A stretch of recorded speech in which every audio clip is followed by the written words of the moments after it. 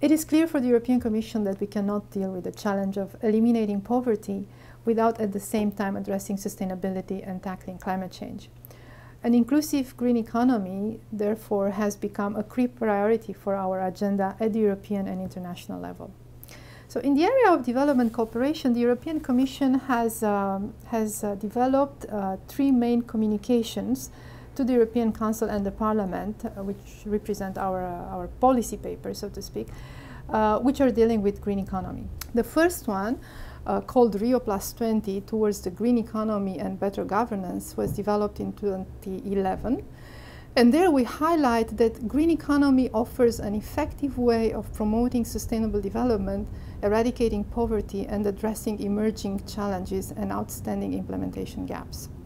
The second communication, it's our main development policy. It's called Increasing the Impact of the EU Development Policy, an Agenda for Change. In short, that's the name currently used. It was also developed in 2011, and we stress that the EU development policy should promote a green economy that can generate growth, create jobs, and help reduce poverty by valuing and investing in natural capital. And this is very important because natural capital, it's an idea that it's now growing and taking roots, and it's very important for us to really emphasize the link between natural capital and poverty reduction. And finally, the most recent communication that was developed in 2013, it's called A Decent Life for All, Ending Poverty and Giving the World a Sustainable Future. This sets out the Commission's views on post-2015 agenda and the Sustainable Development Goals. And here again, we state that green economy should be inclusive, should benefit and be shared amongst all the people of this planet. In addition to that, we have the strategy paper of the Environment and Natural Resources thematic program, which is the main thematic financial instrument that we've been using in the current budget cycle, which ends in fact this year. And in this instrument, again, we identified green economy and mainstreaming environment and climate change as key priorities for the EU cooperation. So as you can see, there is a number of clear policy developments in which we are moving very concretely to implement green economy. We have clear objectives to achieve by 2020, one of which is to engage 20% of our EU budget to climate-related initiatives. It's a legally binding decision of the European Commission, which means that in the next financial framework between the 2014 and 2020, all the EU budget will have to demonstrate that 20% of our investments are climate relevant. And it represents around a threefold increase from the current share, which is only 6 to 8%. So it's major. And to achieve this increase, climate mitigation and adaptation actions will have to be mainstreamed into all the major EU spending programs, including regional development, including energy, transport, research, innovation, common agriculture policy. When we come on the development cooperation side, of course, we are binded by the same 20% target. And within our new thematic budget line for development cooperation, what is called the Global Public Goods and Challenges, so you see it has, even the name indicates that, that we are going to tackle global challenges, we aim at developing 50% of our activities to be relevant to environment and climate change.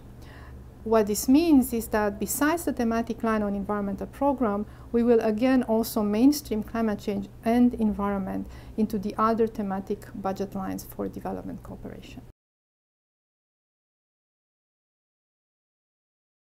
I like this question because it's getting into very practical things. I mean, we discussed a bit about the policy.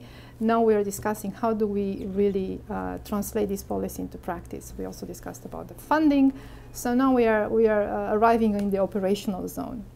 The Commission has developed a number of tools to support mainstreaming and transformation to a green economy. For example, right now we have 3 training courses that we deliver both in Brussels and in the European Union delegations. This year we developed an introductory course to green economy. It's been already dispatched twice, and I have to say that I'm very happy to see that it's oversubscribed. But in addition to that, we also have a training course on mainstreaming climate change and environment into development cooperation, and one on what we call country-led mainstreaming. The first one, the training course on mainstreaming climate change and environment in development cooperation, aims at providing the tools and procedures to really integrate environment and climate change in our programs and projects and identify the entry points for green economy opportunities. In other words, this is to help our staff, the practitioners in DEFCO headquarters, in EU delegations, to really see how they can mainstream environment, also in the view of achieving, as I described in my previous question, that 20% climate change target.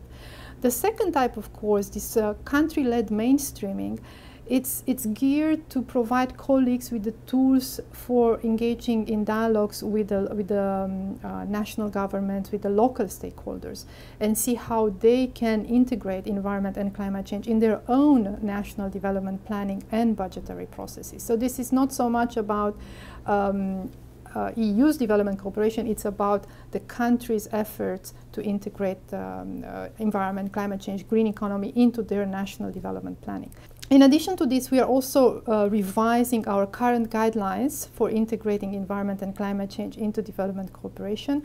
And the aim is to develop what we call a mainstreaming toolbox, which will be more comprehensive and will focus not only on mainstreaming climate change for the purpose of the 20% target, but also on biodiversity, on environment, on water aspects. The mainstreaming toolbox that I've been talking about will be composed of three parts. So there are three different things that we want to put in this toolbox. First of all, it's guidelines. Guidelines of how to integrate environment, climate change, biodiversity in development cooperation. Secondly, we aim to develop what's called sectoral guidance notes, and this will address specifically the entry points for sectors of our cooperation to integrate green economy. So let me give you an example. If you take, for example, private sector or health or governance, these sectoral guidance notes will indicate how you can and what are your entry points to mainstream environment or green economy into this non-seemingly relevant sector, so to speak. And finally, we will have concrete case studies to really show how you do that. So the case studies on climate again, on biodiversity, on green economy, etc. Now, this mainstreaming toolbox will be a strategic instrument for us to achieve the 20% climate relevant target. And also, what I mentioned earlier, this 50% of the thematic development cooperation instrument that has to address environment and climate issues. It will serve the colleagues in delegation, thematic and geographical units here in DEFCO headquarters to identify really the entry points for mainstreaming and the tools to integrate environment and climate change in our development.